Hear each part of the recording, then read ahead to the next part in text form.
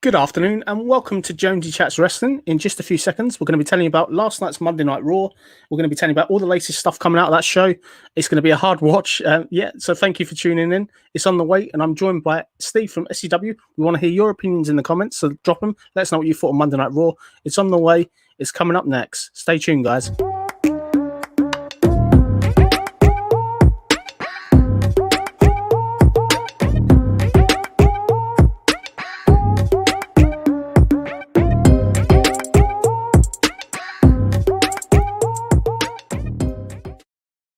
Hi, welcome back to Jonesy Chats Wrestling. We're back this afternoon discussing the fallout from last night's Monday Night Raw.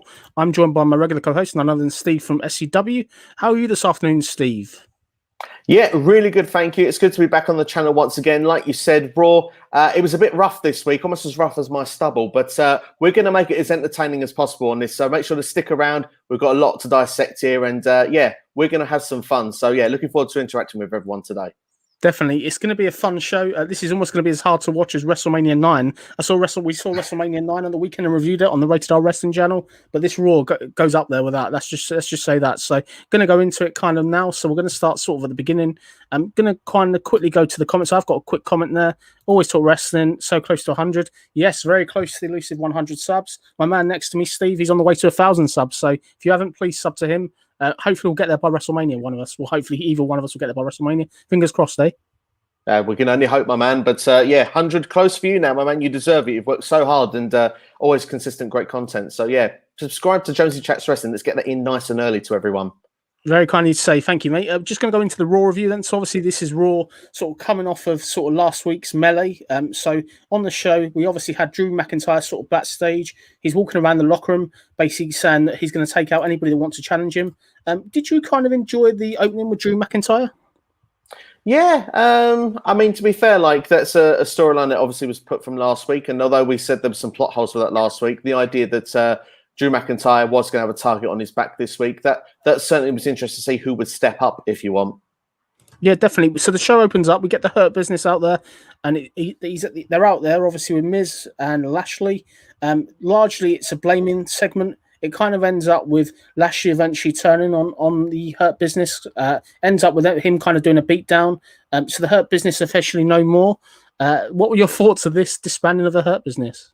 It's such a shame. I mean, you look at it and say the Hurt Business are arguably one of the most over acts in WWE. And of course, I have a theory that I'm going to explain later in the video of what I think they've done here. But looking at it as at this point of the show, to see Shelton and Cedric being taken away this close to WrestleMania just takes away a lot of credibility of a lot of things. I mean, you speak about the Hurt Business themselves, that credible faction. They were like one of the only true stables in WWE. They were over as a legitimate threat. Cedric and Shelton were playing their roles really well. They have been separated recently from Lashley and MVP a little bit, which kind of, you could have argued the writing was sort of on the wall there a little bit, but it is a shame. And I do really worry. I mean, I worry as much as you can for people you don't know, but for Shelton and Cedric, because they're probably going to be missing from WWE TV very soon. And they've done so much good work over the last few months, and it would be a shame to see that all go to waste.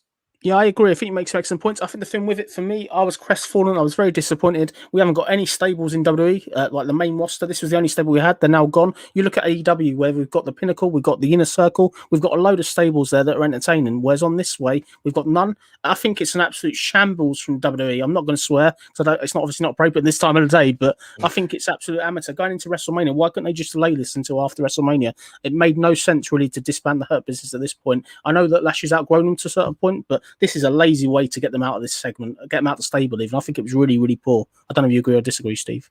I totally agree. And the thing is, what makes so little sense to this as well is despite the fact Cedric and Shelton can't be ringside, they can still make a difference. You kind of almost want the Hurt Business to be taking out Drew McIntyre. It's almost saying, well, you know, these guys are no use to me. They won't make a difference. But surely you'd want, if you want Drew to have that kind of feel-good moment, you want him to overcome the numbers of WrestleMania. Now it's just Lashley. And also at the same time, you sit there and say to yourself, well, if Drew McIntyre does lose, he kind of is protected in defeat as well because of the Hurt Business. I know, like I said, Shelton and Cedric can't be ringside at the match, but no one says anything outside of that, you know, one-on-one contest, which is arguably what 15, 20 minutes of their time. So for me, this is just a very bizarre decision all round, not just in storylines, not just from disappointment as a fan, but also where's the logic, in my opinion, from Lashley and MVP at this point? Because surely, you know, I suppose if you want to do something right, you do it yourself, but this hasn't been the way this has been playing. They almost want someone to take Drew out. So you'd want to keep them on side at this point. Definitely. We'll go back into your theory later at the end of the video. I've got a couple of sort of comments here. Going to go to them now. Kobe Talks. That's a great channel. He does some great Raw reviews. Hi, Kobe. Thank you for checking that video. Hey, Jonesy and Steve. He says maybe MVP and Corbin on Lash's side and Cedric and Shelton on McIntyre's side at WrestleMania. Yeah, maybe potentially. I can see Cedric and Shelton unfortunately disappearing for a while. I think this is no good. Them leaving Lashley isn't really a good thing. I think it's a bad thing. What do you think of the comment, Steve? I actually quite like the idea of the comment because of the fact that obviously that builds to a ready-made six-man tag team match somewhere further down the line. Cedric is meant to be going against Lashley next week on Raw, so maybe they can build towards that as something that would happen just after WrestleMania. But that would be a good way to keep Cedric and Shelton on TV. Like you said, we're worried that they're not going to be on TV at all, give it a few weeks from now. But this is an idea, certainly, even if it's something that would be not long-term, it certainly would give them something to do, perhaps that face turn as well. But we'll be talking more about Cedric in a minute because Cedric really does impress me, not just in ring, but also verbally. I think that his mic work and the way he presents himself, he definitely has got something, an it factor about him, and age is on Cedric's side. Shelton, you know, he's in his mid-40s, so I don't really see where he would necessarily go from here. But like you say, to have him face, to be on side with Drew McIntyre, perhaps for a six-man tag, either at WrestleMania, because, yeah, they can't be ringside, I suppose, for the benefit of Lashley. Could they come and help McIntyre? I'm not quite sure if there'd be a swerve around that, but certainly it would be interesting. It's an interesting comment. Okay, perfect. Just going to quickly go on to the next segment. So we obviously have Riddle talking to Titus O'Neil. He then gets attacked by Sheamus. For me, Riddle getting brushed off by Titus O'Neil. Riddle, for me, he's almost like a 7-year-old child. Every time I see him, every single week. This week, I thought he was like a child, really. The way he gets attacked by Sheamus, yeah, it just says it all, really. But for me, the character Riddle isn't working. We know we're not a fan of his promos, and we know that his in-ring work's great, but the promos are awful. Did you enjoy this sort of brush off by Titus O'Neil this week? No, can I be honest? No. Do you know what? It's really bad because each week I see Riddle on TV now, I feel like I must sound like an old man with a walking stick myself, like, because it's just like, I feel like it's like back in my day, it was so much better because this just, I don't know, there's something about Riddle. I mean, the guy is entertaining in NXT. The guy is great in ring, but I just can't stand him on Raw. They give him stuff to say every week and it just, I cringe. You almost want to hide behind the back of the sofa. It's that bad. Definitely. I'm going to quickly go to the comments. So I've got the People's Wrestling channel. Thank you very much for checking that video. Comment. Hi, Jonesy. Thanks for subscribing. I'll give you 2 shouts out and help to promote your channel. Any help is greatly appreciative on the road to 100. So yes, please. I'd appreciate any help. Thank you for checking out the video. And yeah, no problem with subscribing to your channel. You do some great content. So definitely thumbs up from me there.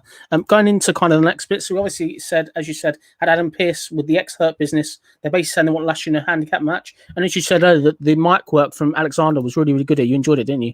Yeah, I mean, the thing is, this is one of those moments where you just say to yourself, Cedric, there's something there for him. And I do hope that despite this disbandment, I could see like Cedric being in around the United States Championship picture. I think he's definitely got all the tools that would be able to handle a good program, someone that could actually represent at that level. I really hope that we find a nice slot for Cedric Alexander on WWE TV because there is something there with him.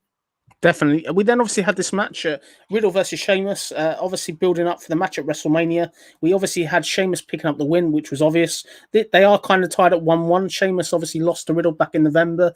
Are you a fan of this, giving away this match when we're going to have it at WrestleMania in a couple of weeks? I thought it was a strange decision to put it out there.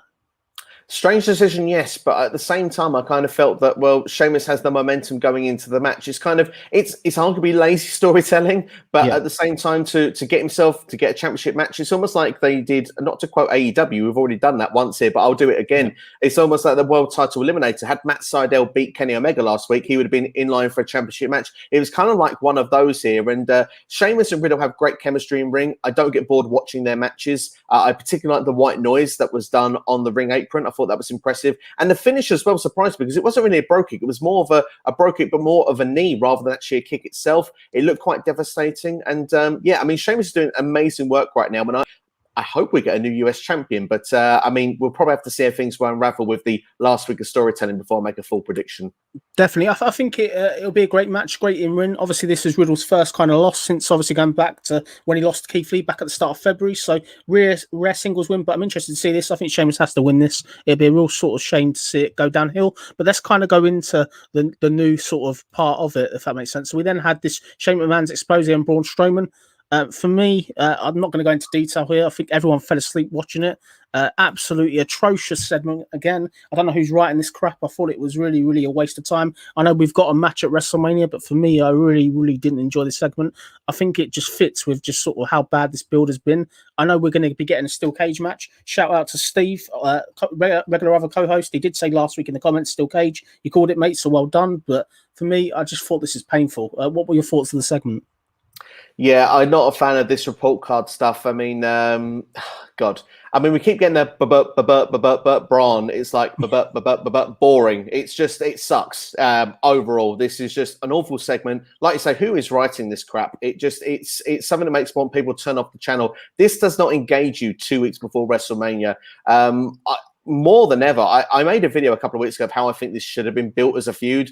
And more that they do, I stand by my video and think, do you know what? Genuinely, I think I've got something in it, because they could have done something so much more fun, these two together. Shane McMahon, you know, when the match comes around, it's probably going to be all right, because Shane, he can go in the ring. He'll probably do some sort of flying off the steel cage. There is an escape route here where Shane McMahon probably can outsmart Braun at WrestleMania and win the match, because we do know that obviously superstars can get in the steel cage, despite the fact that it's the dumb move of the babyface to go, oh, this is the only way we can keep other people out of the cage. You know, we can't get anyone come in. But at the same time, I just think the storyline could be written so much better. It's not been done very well. I think it should have been based off Raw Underground. You took my baby away from me, and now we're going to take it out on you, Braun Strowman. Instead, it's done over intelligence, stupid, childish crap. Sorry for my language, but it just is, and it doesn't work for me. And unfortunately, I think I'm about 25 years too old for this. Yeah, we got Thomas the Tank Engine choo-choo noises as well, haven't we? Again, which is just one of them things. I just think it's so infuriating. It's just yeah, not gritty. I think if you look at it compared to the Attitude Era, it just doesn't really work. For me, it's just set up. The cage match will be all right.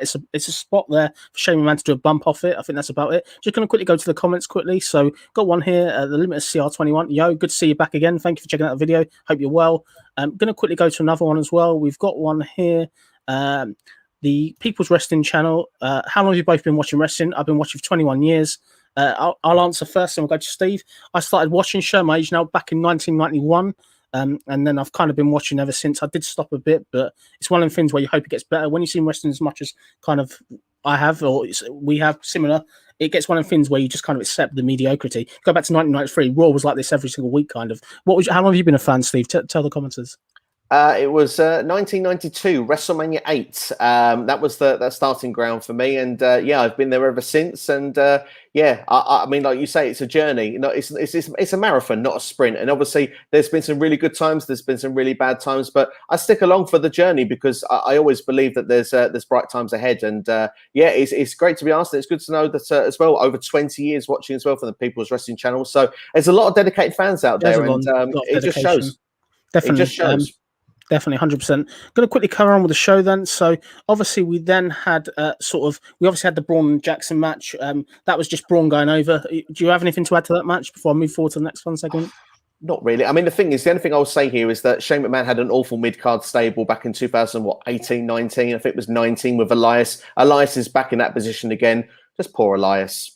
Okay, just going to go through the comments quickly. So we've got one here, the Now and Always Wrestling Talk Show. Hey, I'm a new sub. Hi, great to see you. Thank you for coming to the channel. Always, please also check out Steve's channel. His channel is great. He does some great content as well. SCW, the Wrestling channel. Please don't forget to check out the channel as well. But thank you for subbing and joining the video. Going to go to another one as well. Kobe Talks makes a great sort of point here. School grades are used for a storyline WrestleMania. What the fuck? Yeah, no, I agree. That's the way it is. We've been building matches with 2 weeks' notice, mate. That's why they're doing that. Apart from the main matches, the only match I've had set all on has been Sasha and Bianca. The rest of them they've just thrown together last minute. I think. Would you agree with that or disagree, Steve? Absolutely. And to give it a school grade from the letters you gave, they're definitely giving it an F. Yeah, an F. Okay, let's move forward then. Yeah, okay. So we then obviously had this dirt sheet, Miz and Morrison, the world premiere of Hey Hey Hop Hop.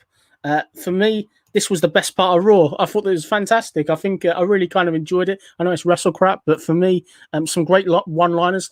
Our rhymes are sweet. Our lucha's nasty. That was a great one-liner I took from it. I thought it was absolutely fantastic. Let's get this album out on the charts, man. I think this is the best music since Fandango. I've got to be honest with you. What was your thoughts on the music video before I go into the rest of the segment?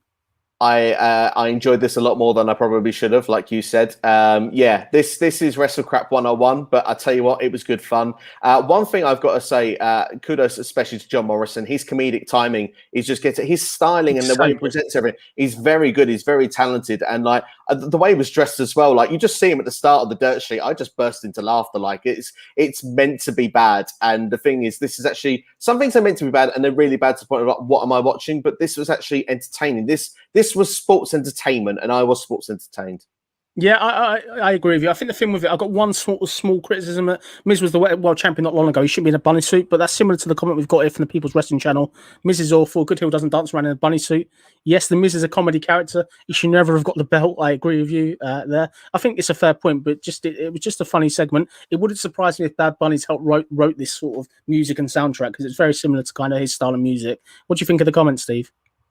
Yeah, I mean, the thing is, like you said, Miz going from champion to dancing around a bunny suit, yeah, that doesn't really go together. It just shows how a couple of short weeks can change someone's character and direction. But I was for the same when I watched Kofi Kingston as well. Like, Kofi Kingston, like, it was...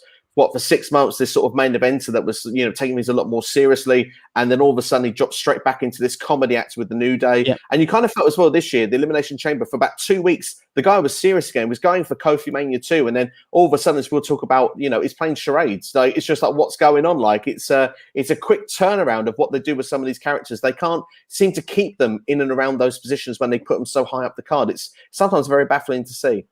Definitely. Going to go to the comments. Kobe talks. 2 grown men dancing in bunny costumes. Got to love the old man's comedy. Vince McMahon thinks it's funny. That's why I reckon I've done that, Kobe. 100%. I think he probably thinks it's funny. Like he thinks the Riddle character's funny. But obviously the end of this segment it ended up with sort of Bad Bunny coming out. Miz challenged him. It looked like he was hiding behind Damian Priest. And then Bad Bunny clocks sort of the Miz. Nice punch from Bad Bunny there. Knockout shot. What do you think of that sort of segment and that part? Yeah, I mean, the thing is, it was quite entertaining to see that Bad Bunny had said something clearly offensive in Spanish, and Damian Priest looked like he was trying not to laugh for having to translate what he had to say. And yeah, that was quite comedic. And like I said, the punch from Bad Bunny was decent as well. I mean, Bad Bunny's been training for this now for about 2-3 months, so he was always going to get that WrestleMania match. And I believe I've read reports over the weekend that Damian Priest is carrying a niggling injury as well. Okay. So it's not just John Morrison that's injured here, so that's why it's gone to the singles match. But I believe that Bad Bunny's going to surprise a few people. I think that, yeah, not everything's going to be perfect with that match, but I do think that actually Bad Bunny will probably hold himself better than some celebrities they've got in the ring. Let's hope it's Pat McAfee rather than somebody else. That's sort of Pat McAfee obviously surprised everybody when he was in NXT against Adam Cole. So I think let's hope we get that again. But sort of moving forward, then we obviously had Randy Orton addressing the Fiend. Fun promo from Randy. He was trying to be serious. Kind of enjoyed it. There are parts of it that were fun. Basically saying he compared the Fiend to such greats as the Undertaker and people like that. Did you enjoy this serious nature from Randy Orton in a bit of a comedy feud at the moment? Yeah, I thought it was okay. I mean, with me, I've kind of got a bit bored with this rivalry, but I mean, like, for what this was, I thought it was fine. Definitely. I think the thing with it's very hard when you got Randy Orton sort of feuding with people such as Soldier Boy saying wrestling's fake, all this lot. When Randy Orton's got defended by going into that, it just doesn't really stack up. But Randy Orton's doing the best he can. For me, I think the ideal solution is he's going to lose at WrestleMania probably. He's going away for a while from TV. I think he's coming off TV for a while. Get him away from TV for months, and then hopefully he can come back and then go back to what he was doing last year, because he had some great moments last year, particularly when he beat Drew for the belt and when he beat sort of Edge and stuff. I'm sure you agree or disagree, Steve. Yeah, I mean, Randy Orton was on perhaps one of the best years of his career last year, and it's just a shame to see the direction. But the thing is, he's still in a very strong position now. Let's not kid ourselves. And there are people that really like this rivalry that's going on with the Fiend and Randy Orton. If I was a kid, I could maybe get it. If I was a kid, I'm trying to put myself back into sort of the Undertaker facing Mankind, that type of thing, where you've got that sort of supernatural element. I could kind of get that point. But for me, in my kind of age, I just think it's so unbelievable. Like, you burnt the Fiend alive. How is he going to come back alive now? You know what I mean? It's not possible. Like, what can you do? This guy's been burnt alive. An RKO probably isn't going to work. There's no way really to end this match. In fact, it may not be cinematographic. I think it's going to be hard. What's your thoughts? What do you think they're going to do at WrestleMania? It's hard to say at this point, but I mean, like I read a rumor a while ago that they were going to kill Randy Orton off TV. Like, Yeah, and, yeah, I heard that rumor. That was and absolutely. For anybody in the comments who wants to know that rumor, what it was, rumor going around that the last pay-per-view Elimination Chamber, apparently it was going to be Randy Orton versus the Fiend, and apparently Randy Orton was in danger, and apparently Edge was going to save his life. I did hear that. Is that the rumor you're talking about? It's crazy. I actually didn't read that far into it, but I read that Randy Orton was going to be like almost killed off TV, like a TV character would be killed off. So, I mean, I know they did it with Ali in Impact Wrestling, the way they got her when she left the company to go to AEW. And the only problem is that I feel that with a company that's used to doing cinematic stuff and can do bonkers stuff and perhaps a lower scale, I feel that Impact can get away with it. But where WWE, the way they've always presented themselves over the last, 15, 20, 25 years, I feel that it becomes a lot more less believable when they try and go, everything's real sports-based entertainment, and then they go just pure cinematic, and all of a sudden now they can kill characters off TV. Just kind of feels, it just doesn't connect the same for me because it's not what WWE has represented for so long. Definitely going to go forward then. So we always had this singles match, Bobby Lashley versus Shelton Benjamin. Yeah, really, really solid match. This was, from an in-ring perspective, really, really good. Lashley goes over and gets the win. It made sense. Did you enjoy this match? Yeah, I mean, it was pretty much a squash, but I mean, it was no other way. You're building up your champion for WrestleMania. Obviously, no one's happy about the Hurt Business breaking up, but of course, we got this match. The only thing I will say again, we have to go into the negatives of this, unfortunately, this week, and I'm sorry about that for anyone that's listening and thinking, why is he got to take the negative side of it? But I'm going to agree based on Raw this week. It's just the basis, though, when you look at it, that with other stables, when they break up, sometimes you feel the need to see this on a pay-per-view because of the fact they built everybody up. It just goes to show how WWE really feels of Shelton and Cedric, because they break up on the night, and it's not built up where it's like the Shield, where you have to put this on pay-per-view. It's like, no, it's going to be in the next hour segment of Raw, and we're going to have Lashley go over very strong, and Shelton is just no match. They've never put him on a pedestal where it's been like that. It's not like an Evolution where Batista leaves Triple H, and we're building that as the big WrestleMania match. This is just something that unfortunately is just filler to pass a bit of time to get us on the road to WrestleMania on a very poor episode of Raw. And that's just a crying shame, because the Hurt Business, they are great and they deserve better. Definitely. Going to go to the comments. The People's Wrestling Channel. Who's your all-time favourite wrestlers? Mine's The Rock. My one is The Undertaker. Who's your all-time favourite? I know Steve, but I'll let you answer that. I'll try and do it if we can get it in here, but it's Rob Van Dam. There we go. Just about got hands in the camera. I just think about his style. What a wrestler. Yeah, he was so different, ahead of his time, and that's one of the reasons why I was always a big RVD fan. Definitely going to go to the comments. So we've got The Week in Metropolis. That's a great channel. Everyone check that out if they haven't already. Everything's felt so rushed over the last couple of weeks. Great to see you. Thank you for checking the video out, James. I think, everything's been nuts, really, because of the panicking up to WrestleMania. Would you agree, Steve? Anything you want to add on that? Absolutely. I mean, the thing is, Fastlane, it was more like a speed bump. It got in the way, and it just stopped all the plans that they could have been building. If you had a good 6-7 week build to WrestleMania, you could have took time for them storylines and let them breathe and let them grow. But unfortunately, some of them that they started with had a big gap because they had Fastlane in the middle. And now, like you say, it's hitting the panic button just to get us to WrestleMania. And you can really see it has affected the way a lot of the cards have been put together. So no, spot on with the comment. Definitely. We obviously had the schoolyard politics earlier. We've now got games night, so it gets better and better. This is like a Christmas or something. It's ridiculous. So obviously games night, we've got the New Day there. We've got Omos and AJ. Fun segment. There was loads of sort of mucking about. They're sort of doing charades. I don't know what that's to do with the tag team titles. It was more entertaining than what we saw with Braun and Shane. Did you enjoy the segment? Weirdly, I did a bit more than I should have done. Again, it's one of those, but like you say, I mean, it's to go with the storyline. That's the reason why I found it more entertaining. The idea is the message that the New Day are a team that are in sync. AJ and Omos, they're not in sync. So to do that, this kind of worked from that. But again, I said it with Kofi earlier on, from being a serious character trying to win the Elimination Chamber to get to WrestleMania, to go now to doing comedy on WWE. It kind of, are now 2 weeks from WrestleMania. It doesn't really fit and reflect how these characters are taken so seriously. But I mean, the way I liked it as well was it seemed that Omos rather didn't want to be involved in this. He wasn't playing along. It was like he just wanted to hurt somebody. And I did like AJ Styles' facials in this. I thought it was particularly funny, particularly when he was trying to draw out the sun and like, come on, it's the sun. Like, I found that kind of more amusing than I should have. But I think that goes to represent the characters and the performers themselves rather than the material they were given. Definitely. So we had this AJ Styles versus Xavier Woods match. Really, really good match. Did what it needed to do. Only complaint, they really should have had sort of somebody go over in this. I think a DQ finish doesn't really do anything for anybody. Interesting element at the end of it was the offense by Omos. Omos is finally allowed to do moves, which is interesting. I'm actually looking forward to this match at WrestleMania. It's really hard to pick which way it's going to go. What are your thoughts on the match in the aftermath? Yeah, I mean, I didn't mind the DQ finish, to be honest. I thought that it was pretty good, but because of the fact that at this point we don't really have. I mean, the thing is, we've got the heels with the momentum because New Day have been taking advantage in this storyline so far that they're in sync. It just shows, almost says, look, we just need to beat them up and win the tag team championships. And that kind of was reflective here. He wasn't going to take their muck around anymore. One thing that I will say is with the amount of people that are going over the barricade in the last couple of shows, there must be a lovely crash mat waiting because it seems to be doing it far too frequently at the moment. But no, to say it, I think that he looked all right. It could be the fact that the New Day made him look great, but this really did elevate the match for me. I'm looking forward to the WrestleMania match as well. And at this point, I will give an early prediction. I do think we're getting new tag team champions. Interesting. It'll be interesting to see what they do. It'll be interesting to see. It's great to see AJ Styles carry on there. I think that'll be fun. Moving forward, we had Alexa's Playground. So this was sort of a promo directed Randy Orton. There was a pop-up Jack in the Box. Just kind of much to what we've seen in the last recent weeks. Did you enjoy this promo? It was filler for me. It didn't really add much. I mean, of course, we've had this.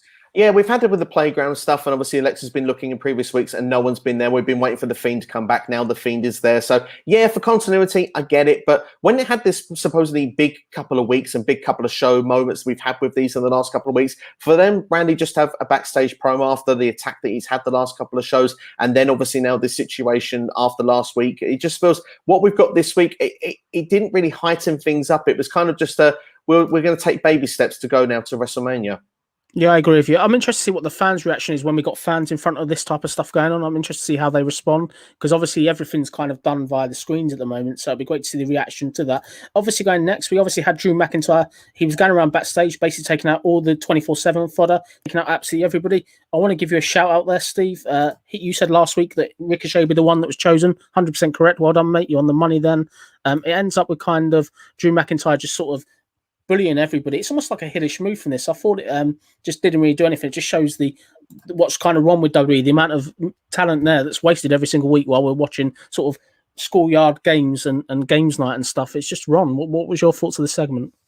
Yeah, I mean, it's not the way you want to put of your top babyface. So I think you're on the money there. I mean, obviously, you look at the way that he was, going around. Lashley's clearly in his head. I mean, let's put it that way. Lashley's made a game plan and it's working because Drew McIntyre says, look, I don't want to wait anymore. I need to know who's coming after me. And if you're going to come after me, let's go head on. I'm ready for it now. And a lot of people didn't seem to want to know, which is a bit mad, really, because it's a championship match at WrestleMania. Who's going to get this opportunity again, especially a lot of that talent? Braun Strowman's like, yeah, I'm more interested in Shane McMahon, to be honest. And Riddle's like, yo, bro, I've got Sheamus to worry about. It's like, this is a championship match that you could be offered if you take everyone should be charging at him, but instead no one does. And it feels like even Humberto Carrillo, bless him, I thought, well, Humberto's been, he's beefed himself up a bit, and it looked like that, he's going to probably perhaps maybe put out an impressive performance, could showcase himself. Instead, no, he's just happily thrown around by Drew McIntyre. It doesn't make any sense. But yeah, eventually Ricochet says that you're not got to throw me around. You've come to me.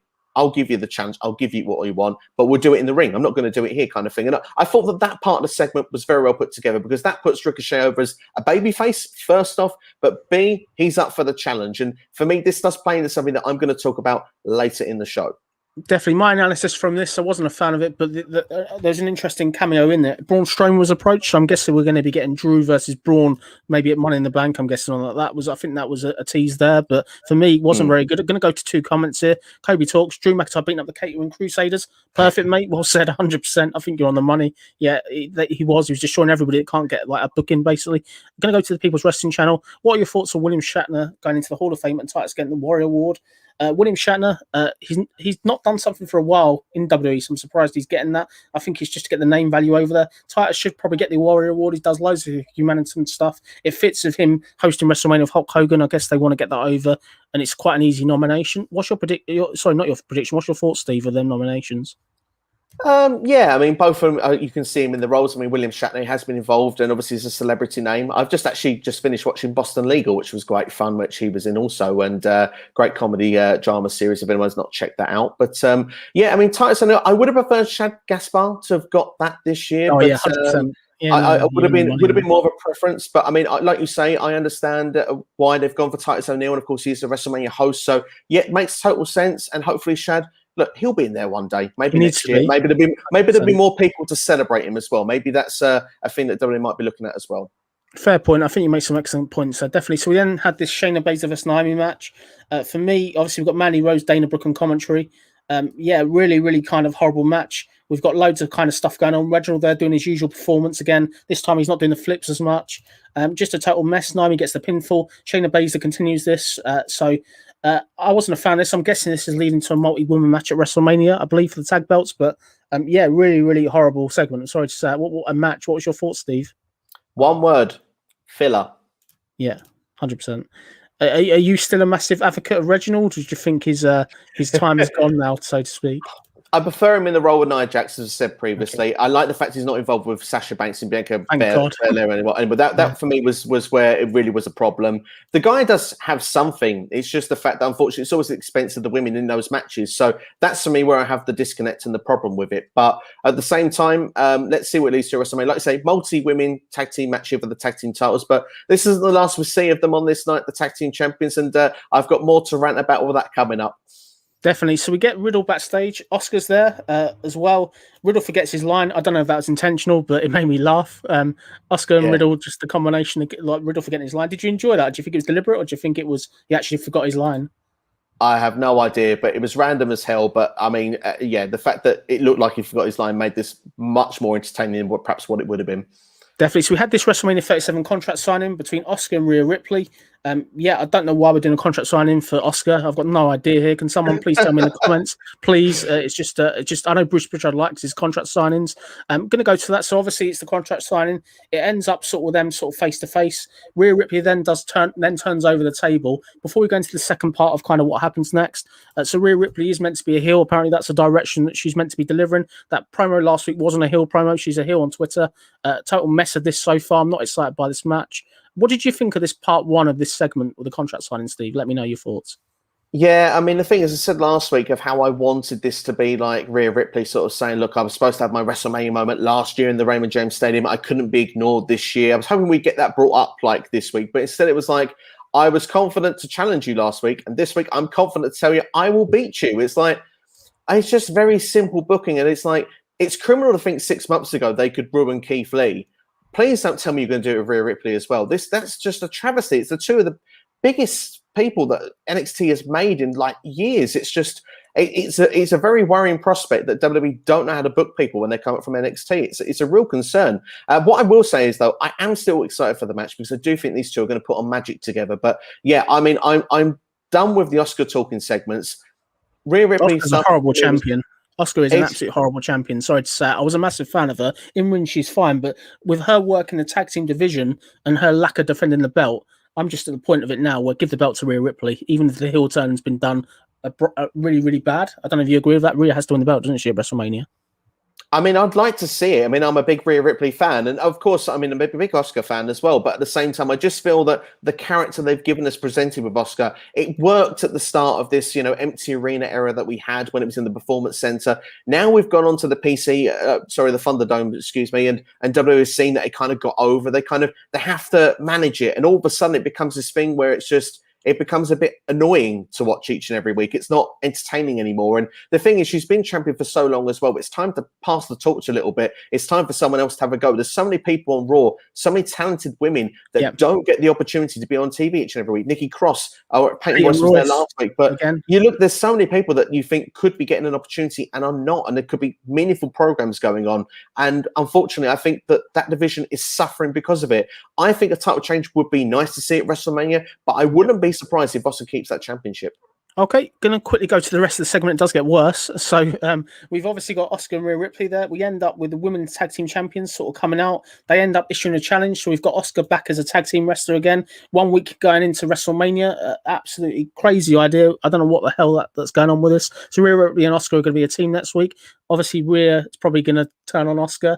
Which is just obvious. It's just really, really pointless. Are you a fan of them doing this, if that makes sense, going into WrestleMania with the Raw Women's Champion sort of being after the tag team titles? It's stupid booking again, aren't they? They keep doing this every week, almost. I feel like I've said this so much in the last few months. Might as well record it and just play it back in a month's time again. Because I think so, yeah. Because they've done it with Sasha and Bianca. They're now doing it with Oscar and Rhea. We've had it with Charlotte and Oscar, where always, even last summer, why has the champion got to be involved with the tag champions? Like, we don't need double champions. It's the best. It limits what you can do with your roster. Have like the tag team champions go after other women that are not on TV. Like, that's the way to do it. Like, stop having Nia Jax going after the champions and Shayna. It does make sense in one way because Shayna Baszler kicked out Oscar's tooth. They need to do something. Oscar got some retaliation, which then they kind of quietly, weirdly dropped the storyline.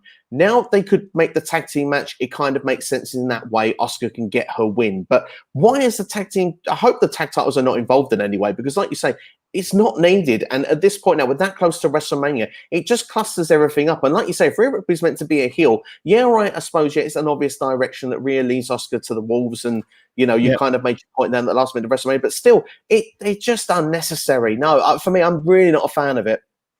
Yeah, what I'm going to say, Steve, one last analysis before I go to the comments as well. Like Shayna and Nia go on about how unbeatable they are, but Shayna's been jobbing week on week. Shayna hasn't won a singles match since she beat Lana. That was kind of back in February. So it's just a contradiction the whole way through. You just got to laugh at it, really. These aren't dominant women's tag team champions. These are single wrestlers. They're just awful, really. I think it's one of the things. Going to quickly go to the comments there. The People's Wrestling Channel, rumors of the champs versus Lana, Naomi versus Tamina and Natalia, which probably against next week. Yeah, I could see that, definitely. We said on Saturday's review, we came up with one of that match as one of the matches to be added, didn't we, Steve? We said that sort of Saturday's SmackDown review.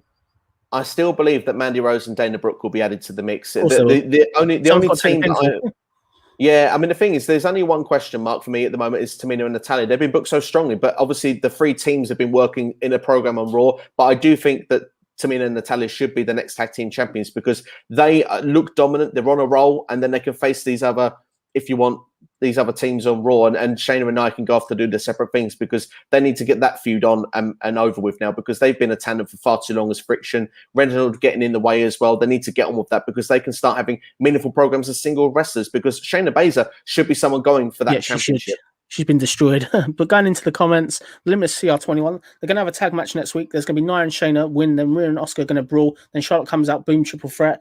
I really thought we'd get Charlotte back. She was obviously backstage. If I'm not mistaken, Steve, they're filming another Raw this week, aren't they? Because they're running out of a license at the Performance Center, I believe, where they're doing the Thunderdome at the moment. Their contract is up, so I think they're going to have to do loads of tapings. So maybe if Charlotte was backstage, maybe she'll do that. But if they throw Charlotte Flair in it at this late stage, I think it would be really, really stupid to do. I don't know if you agree or disagree with the comment, Steve. I mean, the thing is, I think the triple threat would be a really good match, so I wouldn't complain, if I'm being honest. But I mean, the thing is, Charlotte. Yeah, I mean, the thing is, Charlotte was supposed to be in this position. She was plan A, B, and C. I mean, now the fact with everything that's happened in the last few weeks, now they've gone to plan D. It wouldn't be surprising to me if they bring Charlotte Flair back at this point because it's Charlotte Flair. They only need someone to turn up and say, we think this match needs something else. And Charlotte's music hits. That's all they need to do. And Charlotte's there. They did it at WrestleMania 35 for the main event. So they could do it here as well. Definitely. Going to go to kind of the next part then. So obviously we have sort of Rob Van Dam confirmed for the Hall of Fame class. Shout out to Nonstop Wrestling Chat. That's another great channel. He broke that news a while ago before it was announced. I'm happy to see RVD, your favourite wrestler in the Hall of Fame. I'm sure you're happy as well, Steve. Yeah, absolutely. It's great to see RVD part of the Hall of Fame. And I mean, I did a video expressing my happiness for it. And congratulations to Rob Van Dam. It's great to see him there. Definitely. So we've got this Drew McIntyre Ricochet match. Doesn't go very long, but really, really good match. Ricochet obviously gets destroyed, but great to see him have a match on Raw in a relevant spot. What were your thoughts on the match? Okay, I think you've gone, Steve. So what I'm going to do, I'll go solo. So Steve, did you hear the question? No, okay. What I'll do, I'll quickly go to the comments we've got here. So I did like Ricochet and Ali getting an opportunity in the main event. Yeah, I agree with the comment. I think it's great to see them get a spot. I am going to kind of go forward now with this. So what we've got is obviously Drew McIntyre and Ricochet. They get some time, momentum. We then end up with sort of Drew McIntyre getting a win. After the match, we get Ali sort of doing an attack. So Ali's coming back. First time he's been seen since sort of the pay-per-view, Fastlane, where him and Retribution kind of split up after he lost. What we are going to do with this as well, just looking at kind of this as well. So obviously Ali then goes for the cheap shot as well. We then obviously have this. This is your main event. I can't believe we're saying this. Drew McIntyre and Mustafa Ali. Yeah, interesting main event. Another one that should be up the card that's not really getting pushed. I think the thing with it is it's okay in ring. It doesn't sort of do anything particularly sort of in terms of ratings and stuff like that. But that's kind of it with that one. So Drew McIntyre obviously picks up the win. We then end up with the Claymore kick. After the match, we get Drew McIntyre basically calling out Bobby Lashley. Drew McIntyre then basically calls out Bobby Lashley. It then ends up with Lashley coming out. It looks like he's going to square up. And then what do we get? We get none other than Buddy Baron Corbin. Baron Corbin obviously making his return to Raw. For me, what an absolute total shambles, basically. Absolute. Is it just me, or put in the comments, when can wrestlers go from SmackDown to Raw unannounced? You've got rid of the Hurt Business here, and your replacement is Baron Corbin to make a new Hurt Business. This just felt so kind of flat. It felt absolutely shambolic. And who cares about Baron Corbin? Baron Corbin was trading wins and losses with Mysterios. I think it's a really lazy way of WWE booking. I think they really kind of screwed it up. Just looking at this now, I just think it's a total, utter shambles. I think, for me, one of the worst decisions of the night to fit the show. Going into WrestleMania, we're having Baron Corbin now on Raw. Are you excited in the comments? Let me know if you think you're excited in the comments with this kind of move. I think it's just one of them things. I'm going to go to the comments we've got here. Steve, regular co-host, the guy that does all my graphics. Thank you, Steve. Some great analysis. I'll say again, the Deep Six is a waste to move on Baron Corbin. I think it's a wasted move. It shouldn't be Baron Corbin's spot. I think you'd have been far better giving it to Aleister Black, because Aleister Black would have been sort of a far better choice. I think he's not done anything on Raw, and I think it's one of them things kind of where we're kind of wasting this. Going to go to the comments as well. Do you think RVD will come back as an in-ring competitor? I would love to see that, James. I think it would be a really, really good thing. I think he's not too bad. I think he's so good in the ring, but it's a legend. I don't really know whether you do it. We've seen so many legends come back now as well with this. And what we will also say with this, we are obviously going home to sort of WrestleMania after the week after next. It's kind of one of them things with this. Just going to bring Steve back in now. Steve is back with this. So I'll just bring Steve back in and we'll continue where we left off. Appreciate you all watching during this. Kobe talks, it could have been Keith Lee. 100% it could have been Keith Lee. He would have been far more fun with that. And I think the thing with it is if it was Keith Lee, it'd be good. But there are rumours going around that Keith Lee has got long COVID, which is why he's sort of not back at all now. He obviously, unfortunately, was out. He had that one match where he came back. After the match, apparently he was struggling. That's why he's not been booked. I'm going to quickly go to that one as well. Limitless CR21. Keith Lee's not ready for the spotlight. So, yeah, I'd agree he's not ready for the spotlight. What we are going to do as well, so what I am going to do, I'm going to end this video, but we are going to go live again in a second. So I'm going to get Steve back and we will go live. There'll be a part 2 just to hear the end of the show. I appreciate you all for watching and thank you very much. If you haven't already, please sub to the channel, but I will send out another video on the channel in about the next 2 or 3 minutes where we'll go live again for just to finish off the show. But you've been watching Jonesy Chats Wrestling. Thank you very much. Please stay tuned.